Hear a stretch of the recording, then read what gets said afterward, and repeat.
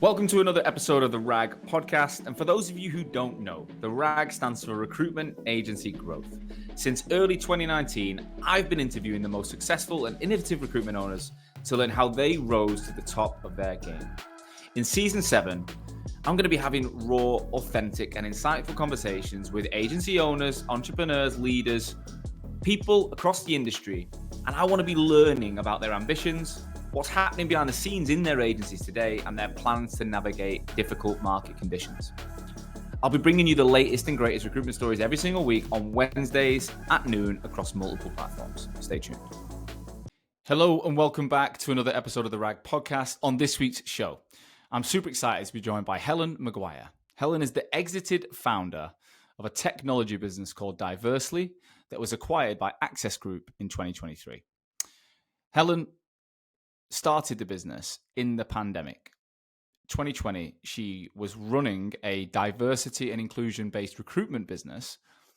She was living in Singapore, and she basically felt like she was limited on the amount of people she could actually help. She specialized in recruiting return to work mothers into organizations all over the world. But she felt like she was limited by her time, being a service business, the amount of people she could actually help. And then in the pandemic, she decided to launch a technology business and found a co-founder from a tech background and went on a journey. 3 years later, she exited the company. In this episode, we talk about the problem that mainly females face returning to work, but also the problem of diversity and inclusion in the workplace, both in corporates and in the recruitment industry. We talk about her journey as a female founder. She also had 3 kids to look after at the same time as running the business. How she got the business off the ground, how the exit and acquisition from Access came about, and what she's doing now. How she's consulting and working with other recruitment businesses as well as in-house corporate teams on non-biased hiring. So if you're someone who wants to up your game in terms of having a differentiator and being able to support your customers with non-biased hiring, you should be listening to this. And also, if you're a female founder or you're a male founder who would like to understand the perspective of females and balance out your workforce, then I really think you'll enjoy this one too. So, without further ado, Helen, welcome to the RAG podcast. Thank you. It's a delight to be here. Thank you for having me on. Not a problem. You're still in Dubai. I've just got back from Dubai. I'm very jealous, although it has been genuinely nice weather since I got back, but today looks like it's turning a bit warm. It's going to rain later, which I'm not excited about. Well, the temperature here, I think, is approximately double than where you are, so I'm not sure which one's better, to be honest. No, it's preferences, of course. But I had a wonderful time out there, and I'm definitely going to see you next time. I'm going to make an effort to do that. Yes, please. I was literally running around trying to balance working like 12-hour days and then going to things with the kids, and they were at hotels, and I had a few days off, and it was bonkers, but it was great. I enjoyed it. No, I totally get it. So before, I've done a brief introduction to you, but I can never do it justice. So before we go and tell your story, just give us like the bird's eye view, like the elevator 30-second pitch of who you are today. How would you describe who you are? I'm an exited female founder in the HR tech space, working in the diversity, equity, and inclusion field for the last 10 years, building 2 businesses, and I now support other businesses to progress their diversity, equity, and inclusion, so mostly kind of bigger corporates and recruitment, as well as supporting founders in that kind of industry and space as well to move the whole picture forwards, let's say. Wow. Well, obviously, this show is geared towards helping recruitment business owners grow their businesses, right? And your business was acquired by the Access Group, which is also acquired Vincere and Volcanic and a number of different brands that sponsored the show. So we thought it'd be good to talk about a slightly different angle here, because I will be really, really candid that even looking at the guests who've been on this show, the representation of females leading recruitment companies is a real minority, and it's a shame. And I'm really interested in your journey and your message around that, as well as how your business and how you personally can help my customers that are, there's plenty of females listening to this. I know for a fact. Yeah. Yeah, exactly. I mean, look, my journey started as, I guess, from a point of pure frustration, really, back in 2014. Here in Dubai, I've been in this region now for about 13 years, originally from the UK, as you can Yeah. probably tell from my accent. Moved out here, pregnant with baby number one, and was working, my background is communication, so BBC for 10 years in London, and then global advertising here. And when I had my first daughter, I very quickly recognized the lack of opportunities for women, particularly those who'd had Yeah. kids and had fallen out of the workforce, or who'd moved here and had other caring responsibilities with their partners, whatever it may be. There was very little flexible work. There was very little conversation around that. The Gender Balance Council here was a couple of years off being formed. There were kind of governmental initiatives, let's say. And I'd come from the UK where this stuff had been on the agenda for such a long time, and flexible work was very much the norm, not as much as it is now for sure. But at least it was on the radar, right? And there were those options if and when you could find them.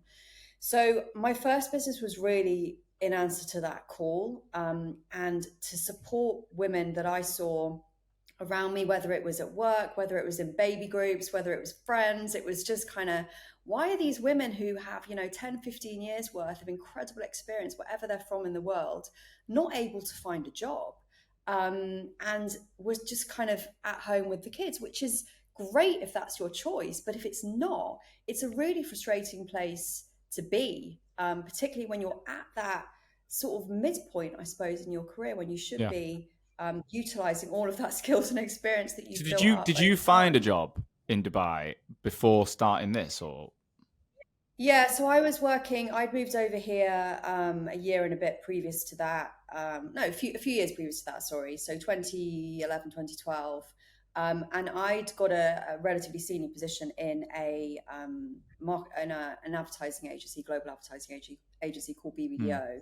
So I brought the concept of kind of digital content and digital creation to this region essentially, and started working with some of their really big brands here to promote that across the region. So I was okay. Like I knew I was going back to work 4 days a week. I wasn't trying to sort of solve this problem necessarily, even for myself. It was just that I saw this huge kind of need really from both sides, from a business perspective as well. I was senior in that agency. We needed people on a more part-time basis, project basis to help us. Where was I going to find them? And there was nowhere to find them. And I knew from the other side that these women were kind of sitting at home waiting for that call. So the idea for the Women's Careers platform, eventually called Hopscotch, was really born out of that. And that's where the sort of entrepreneurial journey started, I guess. Not entirely by accident. I'd always thought I would do my own thing. But yeah, I mean, I didn't have, that background and experience before I did it. Talk us through the journey of building Hopscotch. So I'm writing a book at the moment, because this journey is not a straightforward one. Anyone who starts a business will probably tell you that. I'm sure you've had your own ups and downs.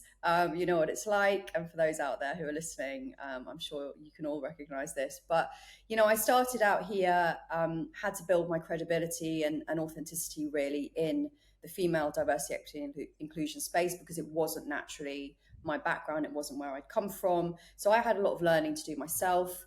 My husband has an international recruitment business as well called MCG. So he was kind of supporting me on the recruitment side of things with the women, trying to get them back into work. So we were kind of co-founders in the business in that sense.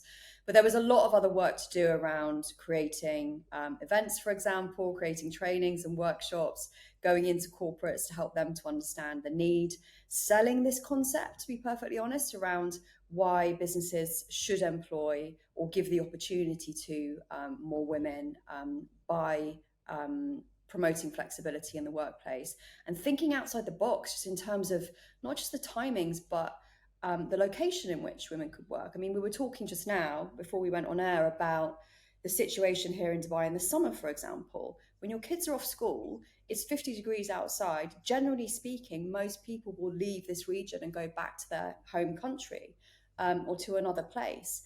what do you do if you've got a full-time job and you're required in the office for no, necessary reason?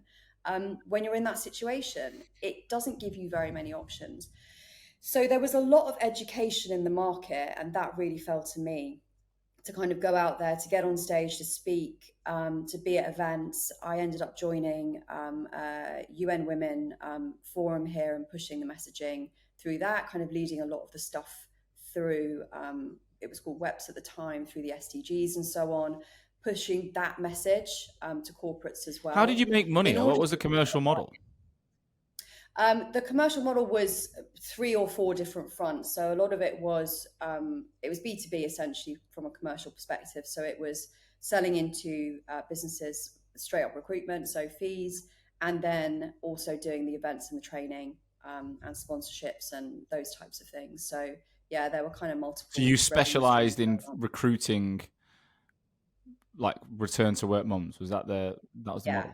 Yeah, I mean, I would say women in general. So women who needed flexibility in their role, and we had to, the challenge then was going out and finding enough corporates and enough businesses that were willing to break their kind of mold of doing this stuff. Would you recruit any discipline, or did you break that down into like sales, marketing? No, we were completely open, because I think it was such a new space that had we been too niche, we would never have been able to crack it. So we were totally open in terms of background, but there are obvious kind of industries, I guess, that lend themselves more to this than others for sure. And that's sort of where we started. Amazing. So how did the business progress? How did it grow? So we went through a few different phases with it. We relaunched in 2018 as a kind of 2.0 model, which was much more of an online model where women could also register and gain access to different benefits and aspects of the platform and so on. And I also moved in 2018 to Singapore. So we moved as a family. Is that because of the MCG businesses? Yeah, so we kind of moved to grow our businesses in the APAC region. So Justin, my husband, was setting up in Singapore and Hong Kong. That had already been kind of in progress before we left.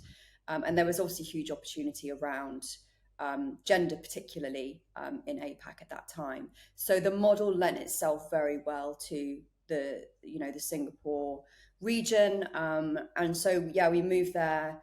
And, while all this was going on, I had 2 tiny kids at home. I launched Hopscotch 7 months pregnant with my second. I had a 15-month-old at home. And when we moved to Singapore, I found out I was 5 weeks pregnant with number 3. So, all of this stuff was kind of happening in the background.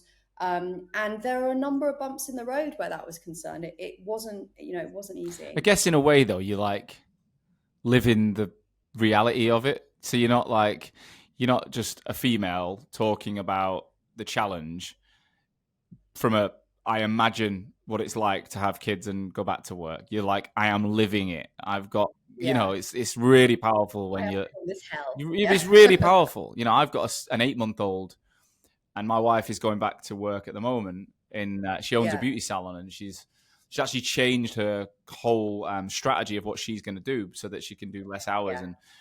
But even just the demands of, the salon, the pressures in the salon and the questions that her partner has and things, it's difficult because, she allows me to work all day and get on with things while she's we've got 2 older kids and the baby. And I know what it's like. I can see it. So for you to be living it and running the business, I think kudos to you. That must have been incredibly difficult, but equally, I can see why people would buy into you because they're like, she's so authentic. Like she's not just jumping on the bandwagon. Well, I was kind of living and breathing it.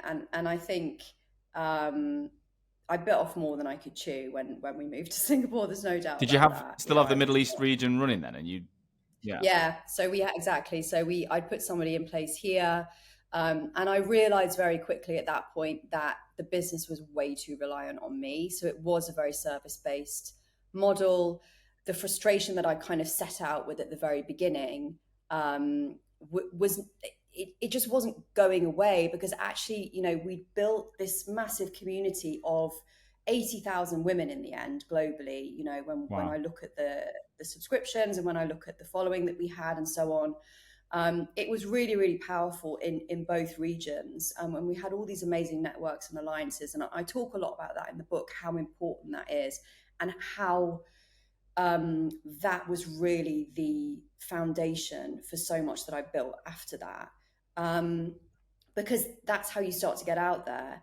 But it wasn't solving the problem, because I could only offer so many opportunities to so many women on a monthly basis. There weren't like these thousands of flexible work opportunities. There was a model in the US at the same time who were doing something very similar.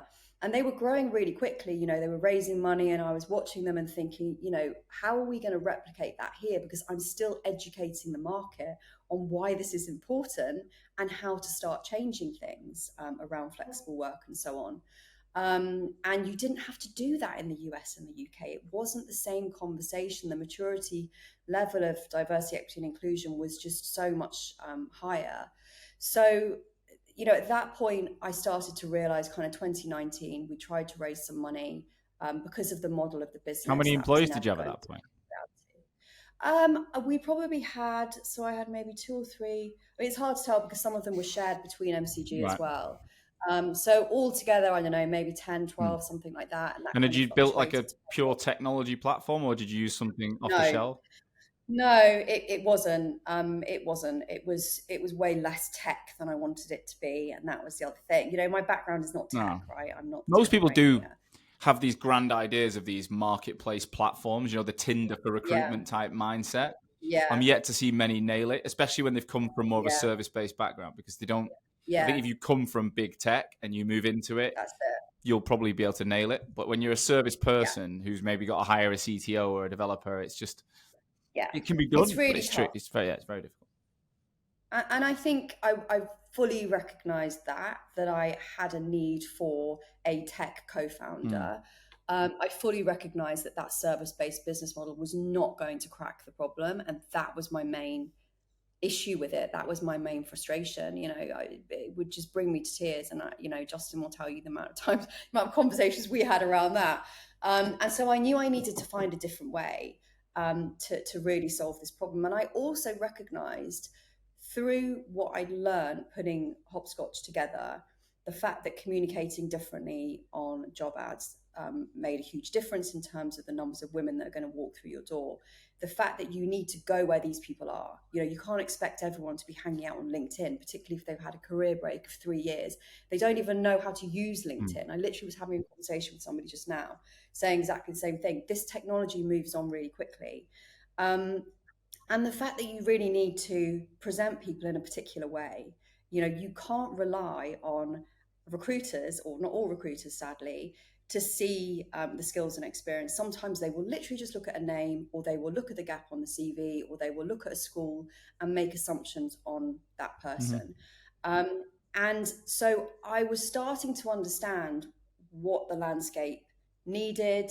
I was starting to think, how can I build something that gets to the root of the bias that sits within these processes, and scale it so that we solve the problem at its very heart on the front line. And I knew that I needed tech to do that. And Hopscotch was not going to be the answer to that.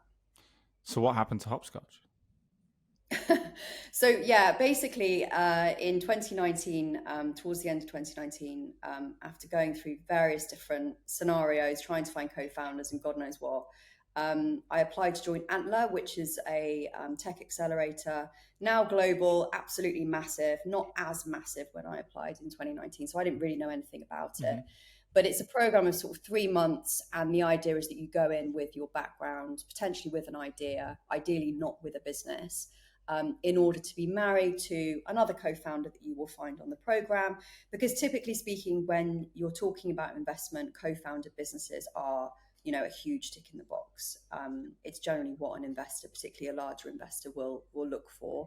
And in my case, I knew that I needed that kind of tech brain really to help me to understand. So this program, Antler, is to develop an idea and introduce you to a partner. Yeah, exactly. So it's a program that takes you from scratch of an idea, even if you don't have one when you first go into the program, through the processes of building an investable business. And do you have to pay a significant amount to join that program? No, they pay you. They pay They you. pay you. Wow. Yeah. I don't think I'm giving away any secrets there. No, so basically, if maybe the model's changed now, but certainly when I applied, they obviously get lots and lots of applicants, and when I went, there's quite a long process of going through interviews and tests and things like that. And then when I went for my interview, they said, "Look, we really like you and your background. We love the problem you're trying to solve, but we hate your business." And I was like, fair enough. Do you know what? I'm kind of in the same boat right now. So that's fine. Let's scrap that and try a different route. But basically, everything that I'd kind of learned through building Hopscotch became Diversely, which is the business that, and more actually, that's not. So what, did you just 100%. move the business, change the name, rebrand it and go, or did you shut one down, start a new one? How did that event? Yeah, it transferred over essentially. So I still had ownership of the business. So we just kind of rebranded it under a different name, and then kind of went from there. But yeah, obviously it's a very different business with very different ownership, because Diversity was built with my co-founder Hayley, who I met after the program. Actually, not I'd known her. As I said, the network thing is so super important. We'd met previously in Singapore. She was the MD of Girls in Tech in the region, and as I went through Antler, I hadn't found my co-founder, but I did come out with a good sort of few ideas around what I could be building. And so Hayley sort of popped into my brain, and the rest is. And was Hayley from a more of a technology background? Exactly. Yeah. So she's an engineer, financial engineer by background. She had a previous business that was in the tech space. So she was finding tech talent essentially in Vietnam, offshoring it into businesses in Singapore to support them to build their whatever tech they needed. So she was a very, very experienced and excellent product person, what we call a product person in the business. And was just a great kind of translator between what I wanted to be and build and solve, and the experience that I brought into what the actual tech could look like and achieve. Amazing. So let's navigate that journey. When was this? When did you and Hayley come together and go, right? So it was January 2020 kickoff. Wow, good time. Literally just COVID. Nuts, right? Yeah. And I think we had people flying in from all over the region. So there were people going back and forth to China at this point as well. And it didn't obviously initially hit Singapore. It took, I guess, probably 2 or 3 months before that was recognized in Singapore. But there was certainly a lot of concern around it, because everybody was flying around, the participants. There were about 100 of us in the end on the program, and everyone was kind of flying in and out. So there were a lot of issues around that, particularly towards the end of the program. And that was 3 months. It's very intense. I would highly recommend it for anybody who is just, has this vision of being an entrepreneur and wants to build something in the tech space, because it is such a great schooling for it. It filled in so many of my knowledge gaps around this kind of stuff, and really gave me a good grounding. And Hayley had reached out to me during the program, but on a completely separate note, I think. And we'd ended up meeting during the program, and I talked to her a little bit around what I was doing. So she was kind of aware of it, and then picked up the phone whilst we were all in lockdown in April, whenever it was, I think, that year, and just said, look, this is the idea, here's where I'm going with it, what do you think? And we just started working together on it remotely initially. I still had Hopscotch running in the background. That hadn't finished. I had somebody in Singapore helping me to run that. And then over the summer, we started to work remotely. Still hadn't sort of met in person around this idea necessarily, because we were all locked down. But we just worked really, really well together, at the very beginning, sort of building these ideas and so on, and getting an MVP. So what was the concept of the MVP? The MVP was around sort of basically what diversity became, to be honest. It was around my insights around diversity data. So, speaking to big corporates whilst I've been going through the program, and obviously through my background, I knew that data was a real problem for them where diversity was concerned. Most of them, even the really big ones that you would imagine have this covered, didn't have proper understanding of what their data was. So, what their splits were around gender, obviously, but the more difficult stuff, right? The stuff that you can't necessarily ask questions around, maybe disability, neurodivergence, LGBTQIA plus, those types of things. They didn't have that. Relating back to their own employees. Yeah, their own employees as well as the talent pipeline that was coming in, and particularly around sort of race and ethnicity and those types of things. It's a very, very complicated and legally fraught area in terms of compliance and so on. So it's a really, really tough one to solve. But for me, it was kind of, well, if you don't know where you're starting, then how do you know which bits of the issue you particularly need to resolve? And then once you do understand that, how do you then start to move into a better space?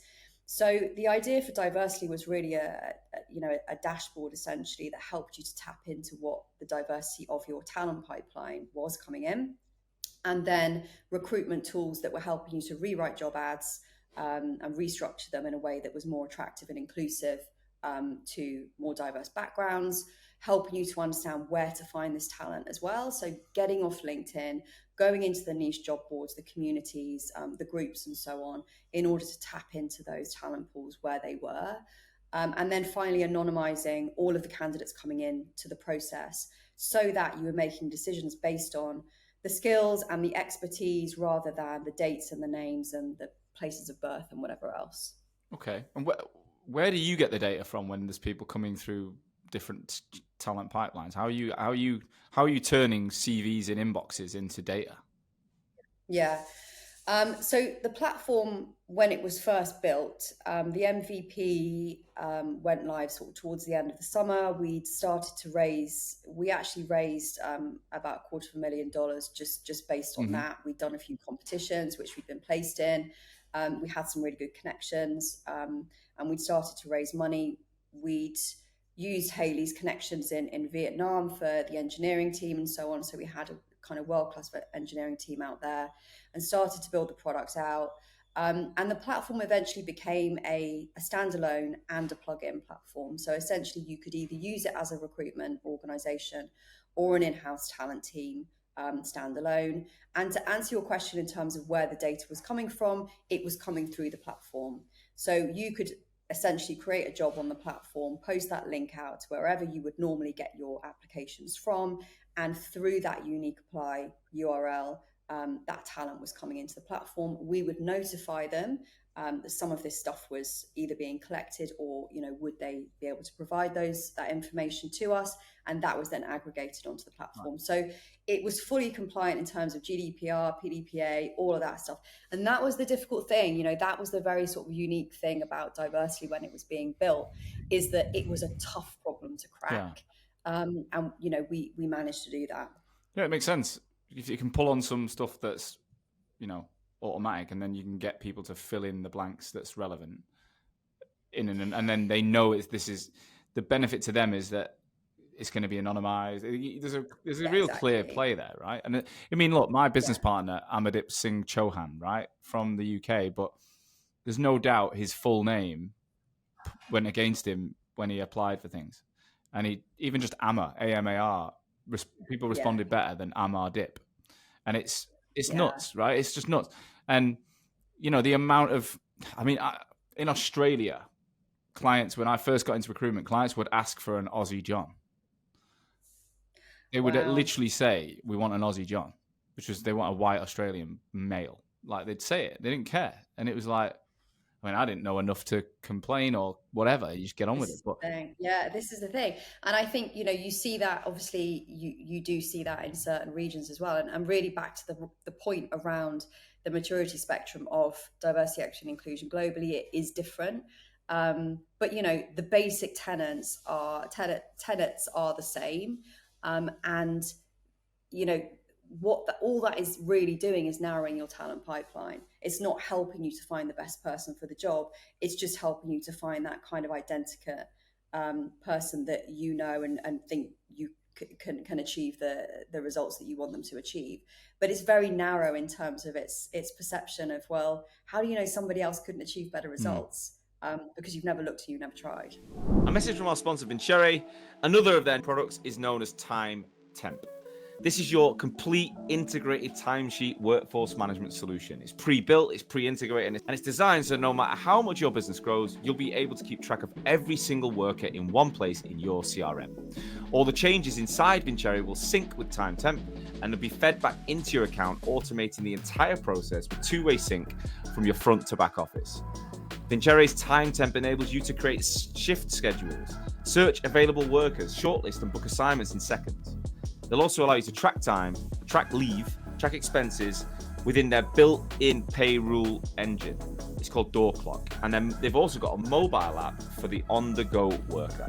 If, again, you're looking to get more from your CRM, Vincere's Time Temp solution is another tool that enables you to perform more of your business-critical processes in your CRM. Find out if you could use Time Temp via the link in the show notes. Right, let's get back to it. So commercially, you'd go and this would plug into perhaps a big business, a Coca-Cola or whatever, and they're already their ATS systems and things. But yeah, so we went down the road, kind of two roads really. We had two sort of key client bases. One was the bigger corporates, so the Visas of the world and so on. And either we would plug into their ATS, whatever ATS they were using. Most of them were possible for us. You can imagine some of them, like Greenhouse, were just so much easier. We had, if this makes any sense to anyone who's techie who's listening, we had open APIs our side, so it was very easy from our side. But unfortunately, that isn't always the case, particularly for the older or the more expensive or more established ATSs out there. But eventually, we integrated with, I think, about 20. Right. And we worked, through those businesses with those ATSs, or as I said, we could be used completely standalone, which is how sort of 50% of our customers would use us. And then recruitment agencies also bought into this? Yeah. So we were probably 50-50 recruitment agencies and corporates. And yeah, absolutely, because there is such a massive differentiation. Yeah, I was thinking that. It's such an amazing way of saying what everyone says they're different, but most of them just say it's because they care about the candidates and like they've got like really wishy-washy and there's no proof points. We knew this. I knew this from my experience through Hopscotch. I knew this because I have a recruiter as a husband, right? So I'm kind of like learned this stuff by osmosis.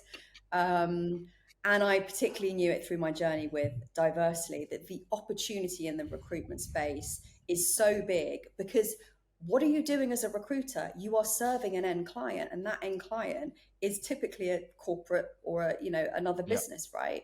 And from a corporate perspective, there is such a lot of pressure around diversity, equity, and inclusion. So if you as a recruiter cannot tick those boxes around what you're doing with inclusivity, with anti-bias, with diversity data, and being able to provide that, as well as obviously diverse shortlists, then how are you going to answer those briefs? How are you going to achieve those fees? How are you going to pass those RFPs? Because increasingly they contain questions around diversity, equity, and inclusion.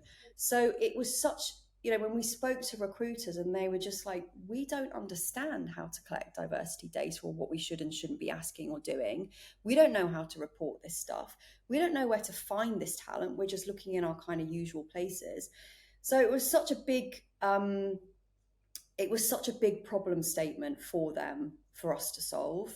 And, that's why, I guess, as I said, that's why that kind of experience with Hopscotch and that building it and that network really sort of helped refine what it was that we were delivering. Did you find that the larger end of the recruitment market were more receptive to this? Like if I look at my experience of working for Randstad, they were on the big PSLs with the corporates and they mirrored the way they behaved. And so they would be very organized and very conscious of all these things. Whereas, I worked for a startup after that. And I'll say we were a phenomenal startup and a very well-run startup from founders who'd exited other businesses. So we did crack some really cool accounts. And I remember sitting there being asked what our diversity and inclusion policy was for like one of the largest insurance businesses, thinking we don't have one, right? And we're trying to bolt together this amazing statement of how we. But it's all. I mean, the fact was one of our directors was female, and she took over that conversation, and she was great. I'm thinking, did you go after those bigger, more larger end of the recruitment agency market? Yeah, and I think this was also one of the huge, I guess, selling points really of diversity is that we had that breadth. So we worked with Allegis, one of the obviously the biggest in the world in terms of recruitment provision, and the process to work with a business like Allegis when you are a tech product is, if you've never been through it, I mean, it's hard to describe how complex and long-winded that can be. It's a massive process. Adoption is just so big. Yeah, it's called a TPRM, and basically it's a very sort of technical process of getting under the hood of everything that you're doing, checking out the ethics of it, checking out whether it works or not, checking out whether it's just sort of hamsters on wheels and backgrounds, all of your background. I mean, the lot, right? So we were plugged into the US, which is obviously very litigious, as you know. So that process was exhaustive. The same with visa, also in the US. So we were working with some really big companies, as well as, yes, some bigger recruitment companies. But we were also really attractive to the smaller companies because of that positioning around the unique offering and the way in which that differentiates them in the market. There was one particularly who came to us with about 10 employees, I think, based in the UK. They'd had an RFP from a construction company, really well-known construction company, and 80% of the questions on the RFP were around diversity, equity, and inclusion and how they were debiasing the process. They couldn't answer those questions. I spoke to them. They signed up within 24 hours because it was a business imperative. They would have lost that contract. And when you look at the numbers in terms of what it would cost for diversity for a handful of people across a year, versus what they stood to gain from this huge contract, it was just a complete no-brainer. So it always with diversity and with diversity, equity, and inclusion in general goes back to the numbers. It's a business problem. It is a problem that's experienced by businesses that limits their capabilities, that puts them in the line of fire, where losses and where legal disputes are concerned. It future-proofs them in many cases. So actually, yes, okay, the ethics, of course, we all get that, but you don't sell a product on ethics, unfortunately. So if we look at the growth, because we're talking about 4 years ago, right? This is a really short window that you've grown this business. Yeah. How did the business progress from a headcount, revenue, like the types of teams you had to build over that few years before you sold? Yeah. I mean, we were still really tiny when we sold. Right. So we were kind of 10, 11 people, and probably almost 50% of that was made up of the tech and engineering team. We had some legal support because the compliance aspect of it was such a kind of crucial part of the business.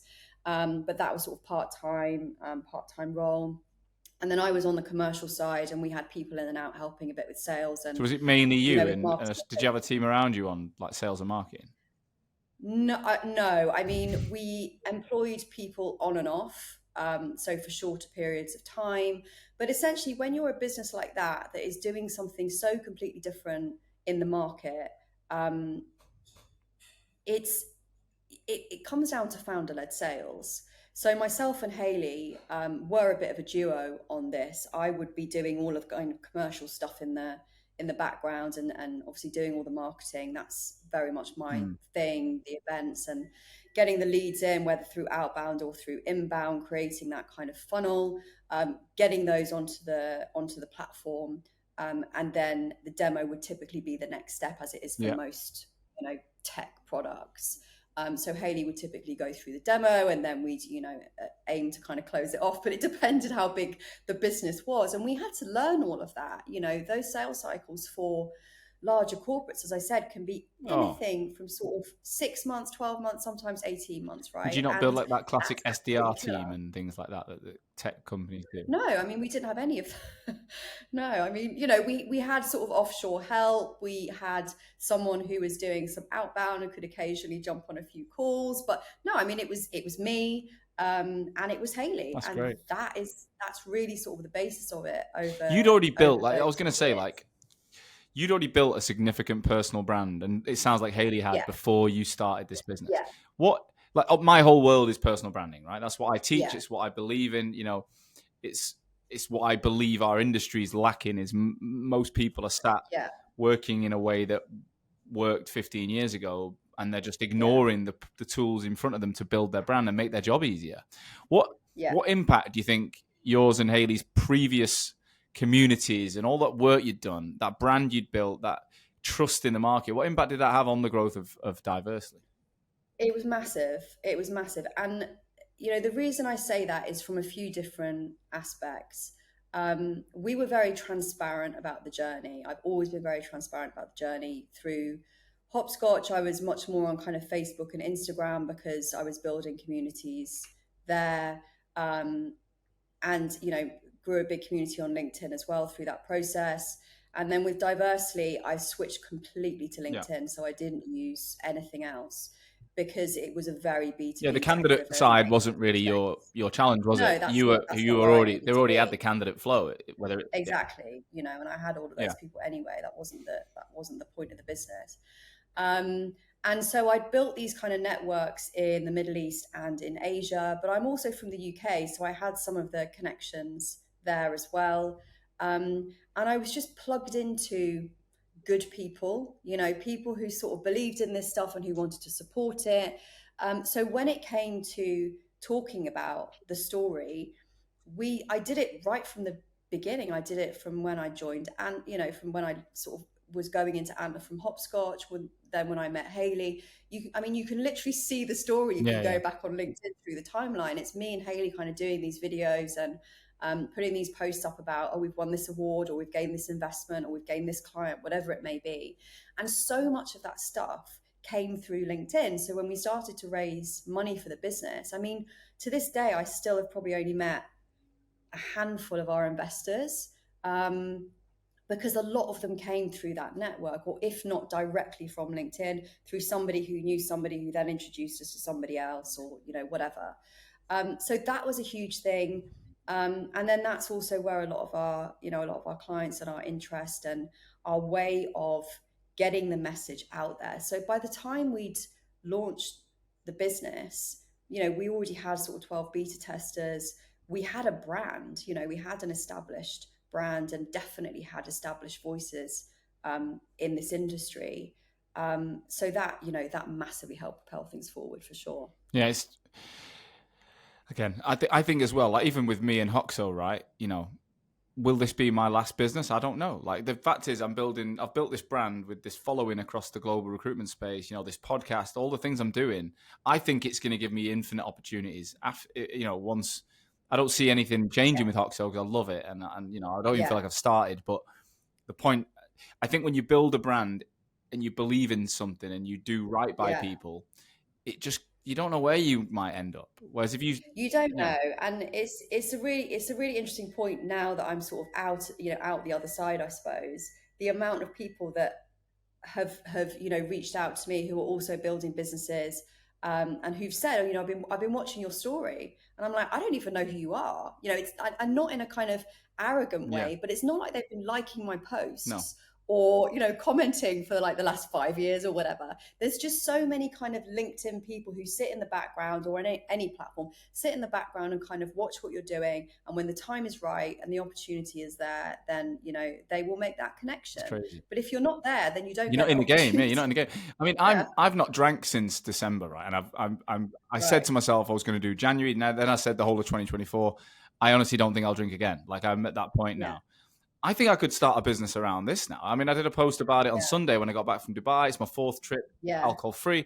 I've had like 10 people reach out to me for advice. And I'm like, exactly. I'm not even selling this shit. Like, it's just because I've got the following, any direction I go in now, really, there's an angle to make it commercial, which I wish people would. I mean, that is my argument all the time. I want more people to figure this out. I totally agree. I mean, I haven't done anything, since I've kind of started to wind down on Diversely.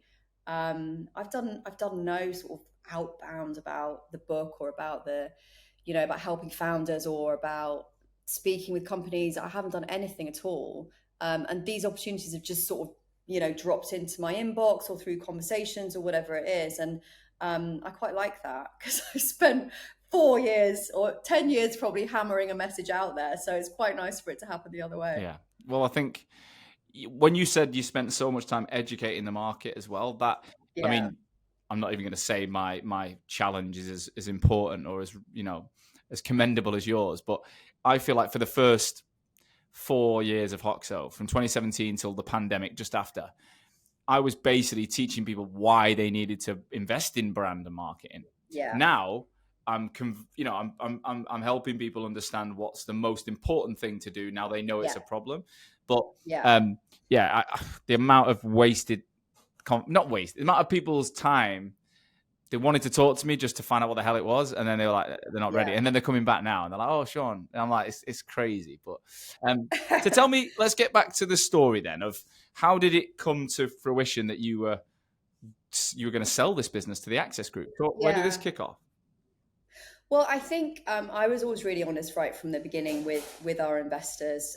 So in the end, we had 18 investors globally, and they were all angel investors. So we had tries on a couple of occasions to go for VC money, but the landscape was just horrendous, going into 2023, which I think everybody has kind of forgotten how weird 2023 actually was. It was kind of, we were just off the back of the pandemic and people were just figuring out the new normal or whatever we were calling it. No one was sure whether we were going into some kind of crazy global recession. Nobody was spending any money. Nobody was hiring anybody. It was a really, really tough market to be in, particularly when you're in recruitment and HR tech. And so we, we'd managed to build the business to a good level, as I mentioned, with some of those bigger clients, and we got some great kind of kudos in the market. We had some great proof points. The tech was working, which is more than I can say about other sort of HR tech that's out there, which is good. And had been verified by these different companies and so on. We got a pretty good team. We were learning all the time. It was tough for sure. Like, startup life is not easy. But I think, I'd always said the point of this tech is to get it into as many hands, as many recruiters' hands or in-house recruitment hands as possible, because otherwise we are not solving the problem. The point for me was not to build some kind of multinational, IPO-able, huge business that I was CEO of with, 1,000, 4,000, 10,000 employees. That was not the point of this journey. I was only on this journey to solve the problem. This is how I was solving the problem, and therefore this is the journey that I was on. So I'd said that to investors, and so I think we got to a point where we were kind of like, well, we could, obviously this is a business that has so much interest and is solving big problems for big companies and small companies, but how do we get the firepower? How can we get it out there at scale more quickly, because this problem isn't going anywhere? And we'd started to talk to some of our bigger partners who were experiencing exactly these problems. So you can imagine some of the big ATSs, some of the bigger recruitment companies and so on. They could kind of talk the talk, but they didn't have the tech to back it up. They didn't have the numbers. They didn't have a way to kind of scalably solve the problem for their businesses as well and for their clients. And for them, it was kind of, we don't really want to go and build this because it's really complicated. It would take a long time. It's very expensive. What are you guys doing? How can we start to partner? And so those conversations started happening, I would say, beginning of 2023.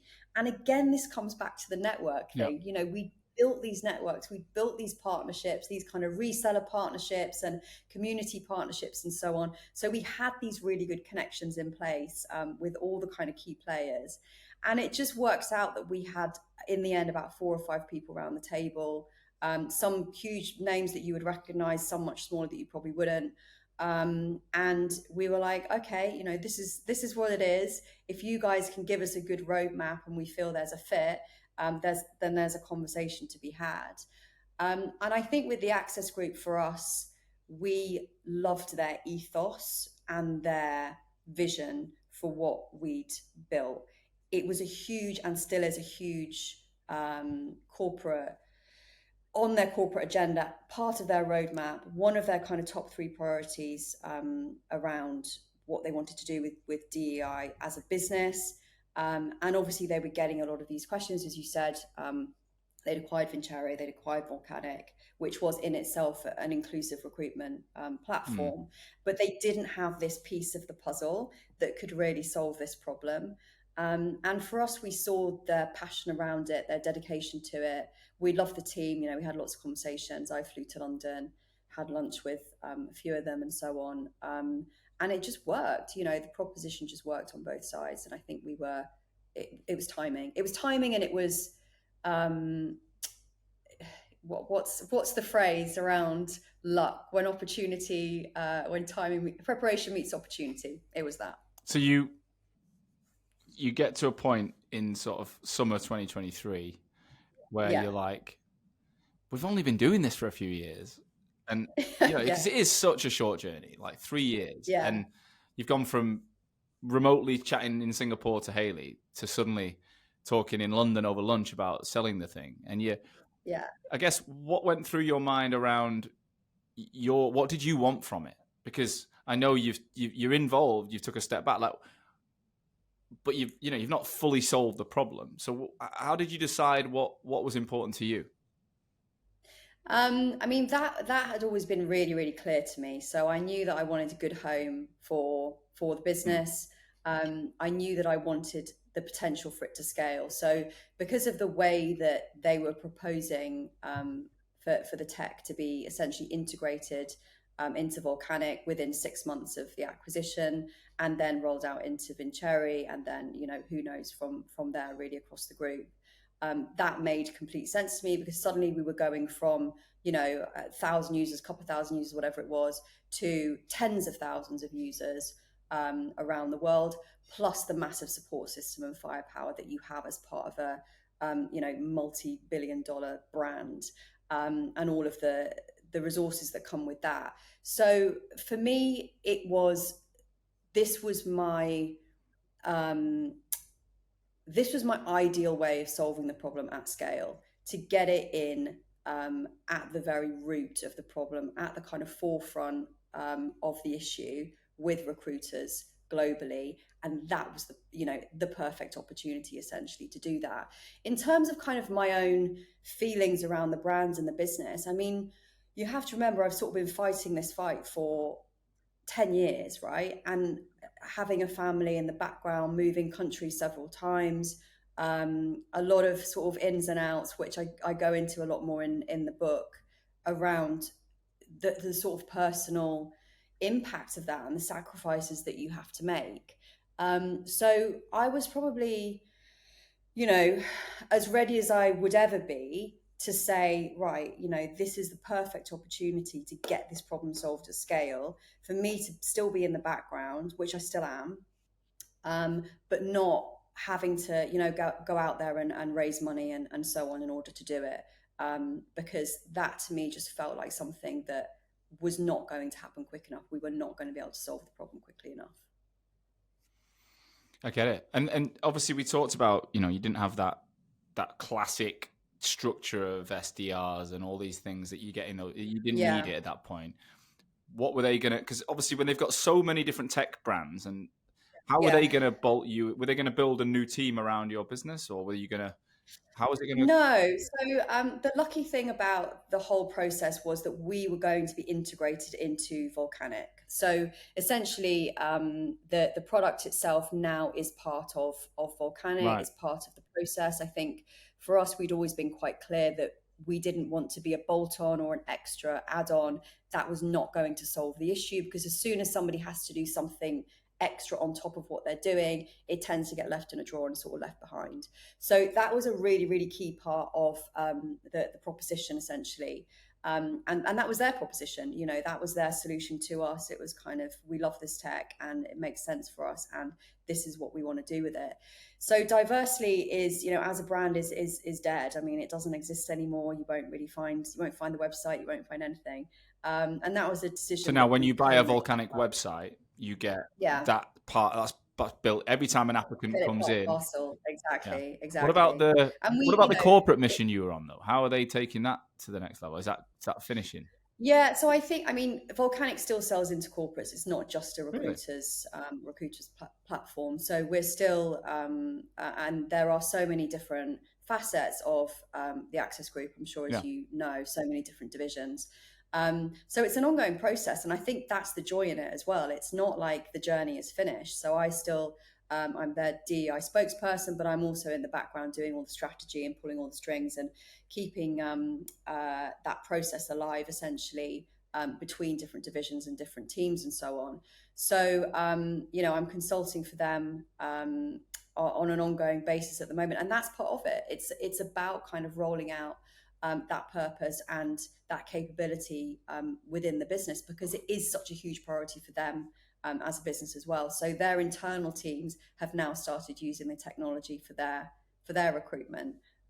So, you know, you start to see how it gets bigger and bigger and bigger. Yeah, makes sense.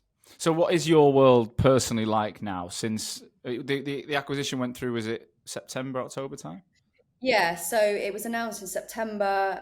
We had that sort of 6-month process or so going through that. And then it was 6 months of very intense kind of integrations, because you can imagine we're a tiny team, right? And we're having to get used to a corporate structure and you know, enable the teams internally around what diversity, equity, inclusion is, how to talk about it, how to sell it. We commissioned a report from the SIA in the start of this year around the business case for diversity, equity, and inclusion, particularly for the staffing industry. So some of those numbers that came out of that were just insane. I mean, businesses were winning 3 times the amount of new business if they were using inclusive recruitment approaches. They were getting twice as high talent rates coming into their business. They were retaining talent better internally as well. They were gaining more skilled talent as well, just by using some of these inclusive recruitment approaches that we'd been talking about for such a long time. So there was a huge sort of process around that. That finished in February of this year in terms of it was launched to the public. So the data part of the platform went live in December, early January, and the bias analyzer, which is the part of the platform that essentially helps businesses to take any non-inclusive language and structure out of their job ads, is now also live. And then the other elements of the platform will be rolled out from here. And yeah, for me personally, you know, I'm just overjoyed to kind of see this process happening. I recognize I'm in a very fortunate position, as particularly as a female founder in the tech space.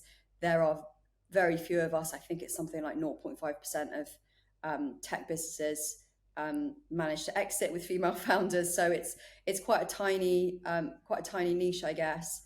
And, you know, I'm just very passionate about supporting other people to create solutions in the purposeful space. So, you know, DEI space, obviously, but also other spaces, and helping them not to make the mistakes that I made, and to create impact at scale in a way that, you know, I've managed to do through this process, but also to help businesses to improve their diversity, equity, and inclusion approaches as well, because that's all of my background, all of my knowledge, everything you'll see on LinkedIn, everything that I write and talk about is based around those 2 things.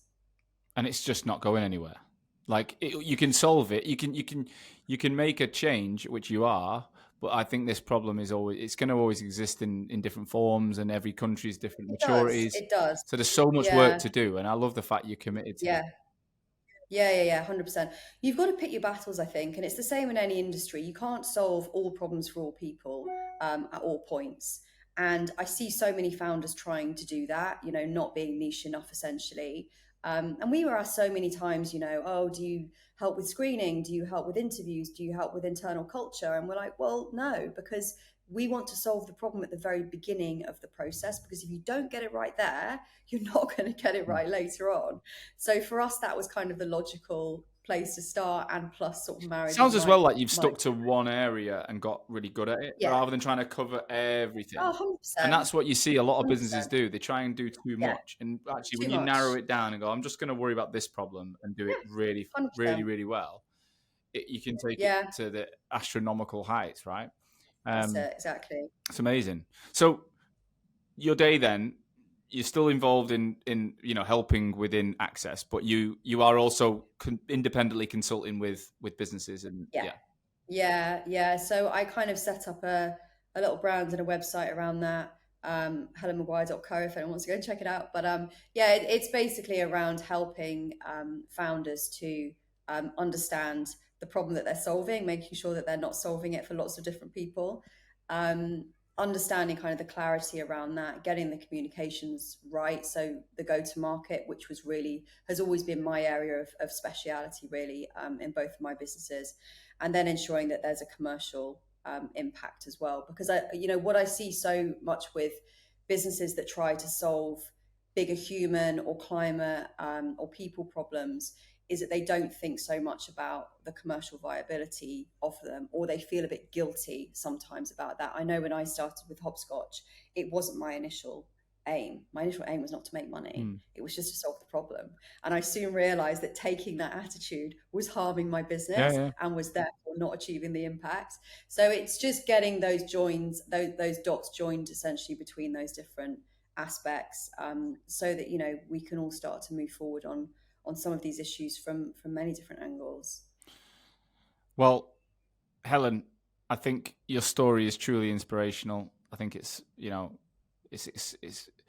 so relevant to what's going on in the world in every region.